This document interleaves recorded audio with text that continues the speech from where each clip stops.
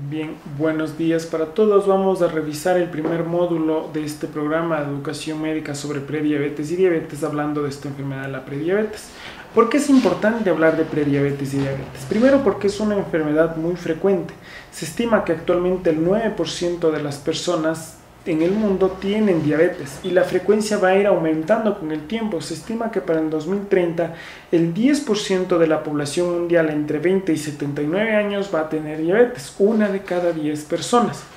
La realidad en el Ecuador no es muy diferente. Esta es la encuesta nacional de salud y nutrición elaborada por el Ministerio de Salud Pública, que demuestra que entre los 50 y los 59 años se demuestra una prevalencia del 10.3% de diabetes, para una prevalencia global del 2.7%, pero medida de 10 a 59 años, que como ustedes ven no se corresponde al periodo etario que mide, por ejemplo, la Federación Internacional de Diabetes, a la cual pertenece esta lámina del Atlas de Diabetes de este organismo.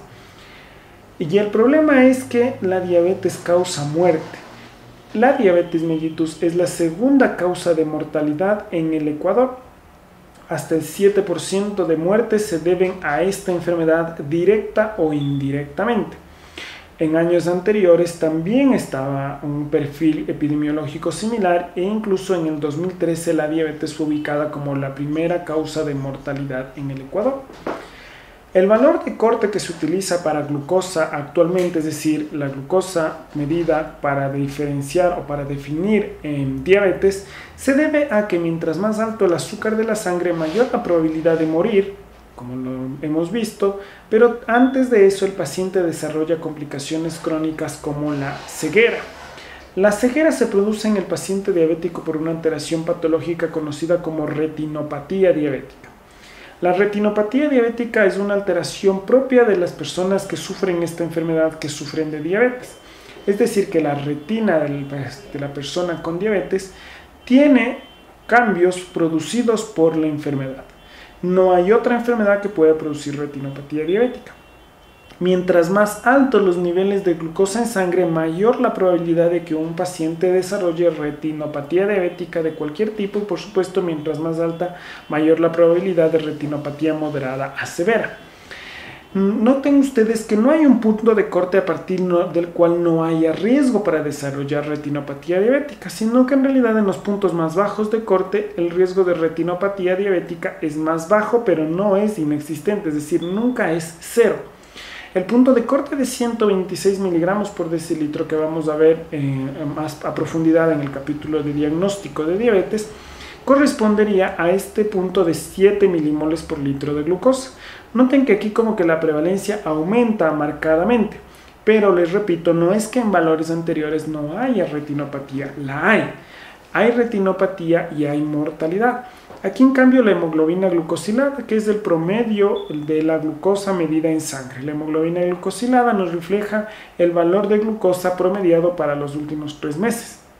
Mientras más alta la hemoglobina glucosilada, mayor la probabilidad de que la persona tenga diabetes, mayor la probabilidad de que el paciente tenga cardiopatía isquémica, enfermedad cerebrovascular y mayor la probabilidad de que el paciente se muera de cualquier causa.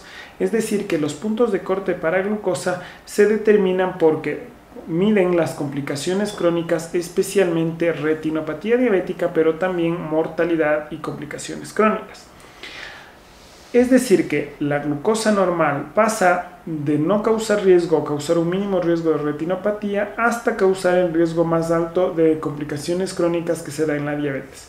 Pero en el medio hay valores que, no siendo tan predictores de complicaciones crónicas o de muertes, inducen que el paciente, la persona que tiene estos valores intermedios, vaya rápidamente hacia la diabetes y vaya rápidamente también hacia las complicaciones crónicas. Entonces, este término prediabetes trata de ubicar este umbral en el cual la persona tiene un riesgo mínimo o inexistente de tener ceguera o de muerte de origen cardiovascular, de muerte por diabetes, hacia el riesgo mayor de la enfermedad establecida. Entonces hay un estadio intermedio a partir del cual las personas pueden desarrollar complicaciones de la diabetes en bajo riesgo, pero este riesgo va incrementando conforme pasa el tiempo. Y el problema de la diabetes, como lo habíamos dicho, es la muerte que produce. Mientras más alto el azúcar en la sangre, mayor la probabilidad de tener enfermedad cardiovascular y mayor la probabilidad de morirse.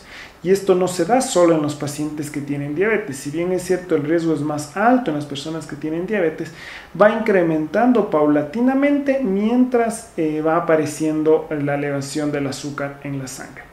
Entonces es importante prevenir que el paciente desarrolle diabetes para evitar que se quede ciego, que es una complicación propia de la diabetes, o que llegue a mortalidad. Y para evitar que el paciente tenga diabetes, entonces tenemos dos tipos de intervención: intervención farmacológica e intervención no farmacológica.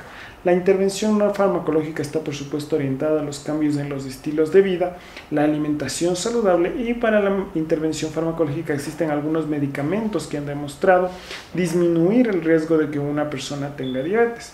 Cuando uno piensa en cambios en el estilo de vida y le dice dieta al paciente, este lo asocia a comer poco o no comer nada. Siempre que una persona piensa en dieta, se imagina que solo puede comer lechugas, un tomate pequeño, y que no puede comer frutas. Y no hay nada más falso en el manejo de la diabetes o en el manejo de la prediabetes. Existen en el mercado ecuatoriano, por suerte, una gran variabilidad de frutas y verduras que pueden ser consumidas ampliamente por el paciente con diabetes. Con mucho cuidado, hay que establecer en el paciente las reglas de alimentación saludable que todos deberíamos seguir acerca de consumir en medidas proporcionales las verduras, las frutas, las harinas y las grasas. Así como uno de los elementos fundamentales en el manejo nutricional de la prediabetes para evitar que el paciente llegue a diabetes es eliminar los alimentos preprocesados, eliminar las bebidas gaseosas que tienen mucha cantidad de azúcar, y que entonces empeoran las concentraciones de azúcar en la sangre en el paciente con prediabetes. Existen múltiples estudios que nos han demostrado ampliamente que los estilos de vida saludables mejoran el perfil del paciente, no solo en disminuir el riesgo de diabetes, se consiguen grandes pérdidas de peso, reducción en los perímetros de cintura y en la presión arterial cuando una persona se somete a cambios en el estilo de vida. Las reducciones de peso que uno espera en el paciente con diabetes no deberían ser unas reducciones drásticas. Deberíamos buscar reducciones de entre el 5 y el 10% del peso para que al reducir disminuya el riesgo de padecer diabetes. Es igual con el perímetro de cintura. El paciente que se somete a cambios en el estilo de vida, como son los que hemos mencionado, de mejora alimentaria y el ejercicio, reducen el perímetro de cintura y eso les reduce el riesgo de diabetes. En este estudio, que es uno de los estudios emblemáticos de manejo de diabetes, del Diabetes Prevention Program, en este se establecieron 3 grupos de tratamientos. Todos eran pacientes con alto riesgo de desarrollar diabetes, a los cuales se les asignó a cambios intensivos en el estilo de vida, a metformina o a placebo. Los pacientes que recibieron cambios en el estilo de vida fueron los que mejores resultados tuvieron en disminución del riesgo de padecer diabetes en comparación a los de metformina y mucho más en comparación a los de placebo. Hay que tener en cuenta que estos cambios en el estilo de vida que se realizaron en el Diabetes Prevention Program, como en otros estudios que han valorado la disminución de riesgo para desarrollar diabetes, es que incluían o se debe incluir en la indicación terapéutica al paciente que debe hacer ejercicio por lo menos 150 minutos por semana. Más o menos distribuidos de lunes a viernes serían 30 minutos diarios. Para que los pacientes en el Diabetes Prevention Program, en este estudio, cumplieran esto, se les realizaba llamadas telefónicas todos los días y registros de su asistencia a gimnasios. También se les recordaba los cambios en el estilo de vida, la disminución de las grasas y de los carbohidratos complejos como el arroz, las papas y los productos elaborados con harina, y eso era supervisado por un nutricionista que acudía con alta frecuencia a los domicilios de los pacientes para recordarles los cambios intensivos que tenían que hacer. Se demostró que cuando se hacen cambios intensivos en el estilo de vida, el riesgo para desarrollar diabetes se reduce casi a la mitad en comparación a ninguna intervención.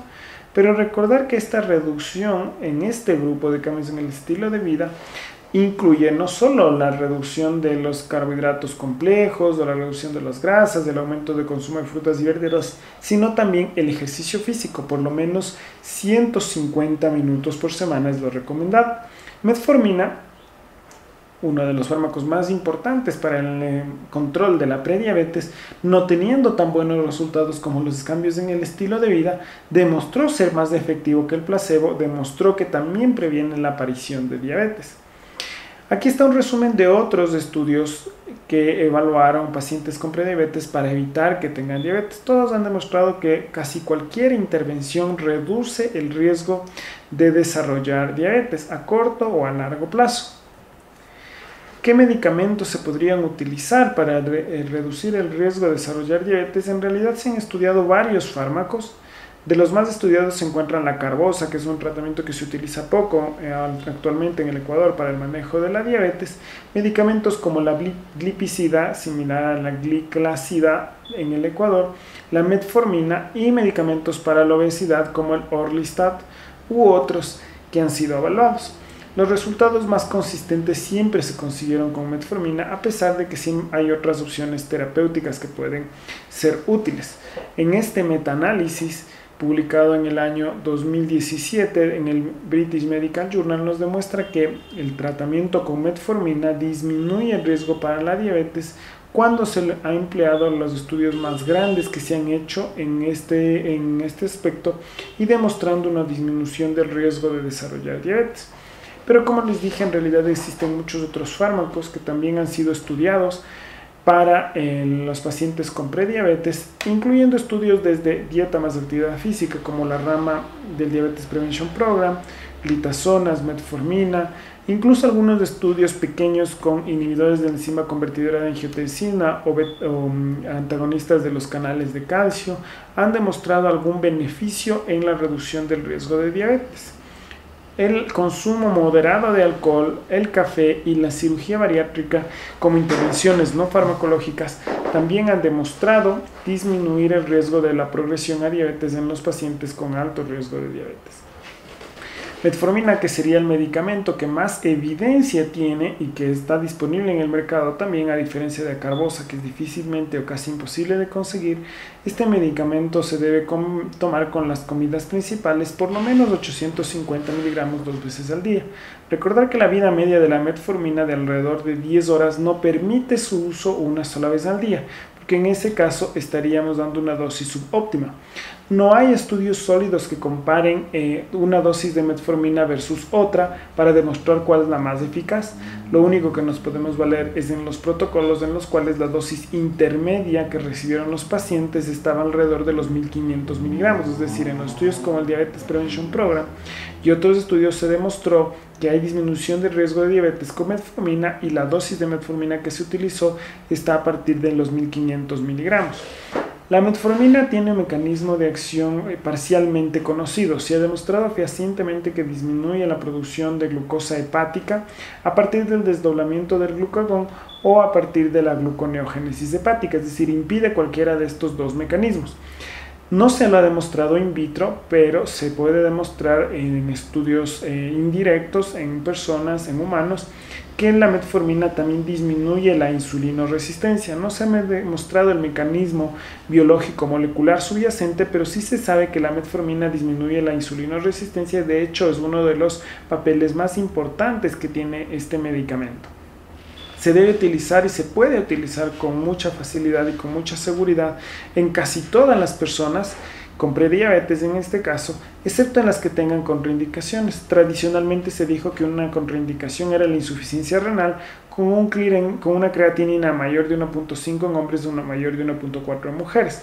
Las guías actuales recomiendan no fijarse solo en la creatinina, sino en el clearance de creatinina.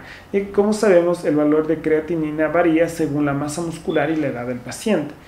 Entonces, actualmente se considera que se puede utilizar con seguridad metformina hasta un clearance de creatinina de 60 mililitros minuto. Y se puede utilizar con reducción de dosis hasta un clearance de creatinina de 30 mililitros minuto. Más bajo que eso, aunque no hay estudios que hayan mostrado un perfil desfavorable, no se recomienda su uso rutinario porque aumentaría, por lo menos teóricamente, el riesgo de complicaciones crónicas, de complicaciones del uso del medicamento, como es la acidosis láctica.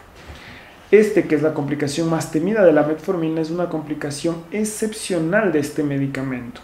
Sin embargo, se debe evitar que esto se presente, y es cuando el mayor riesgo se encuentra en estados de hipoxia o hipovolemia, cuando se ha presentado, cuando es muy posible que se presente.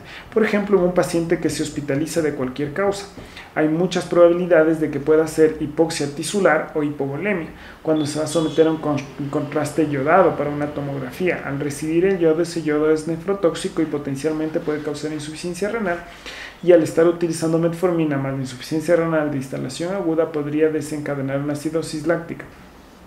Si bien es cierto que la acidosis láctica es una complicación rara del uso de metformina, es muy mortal.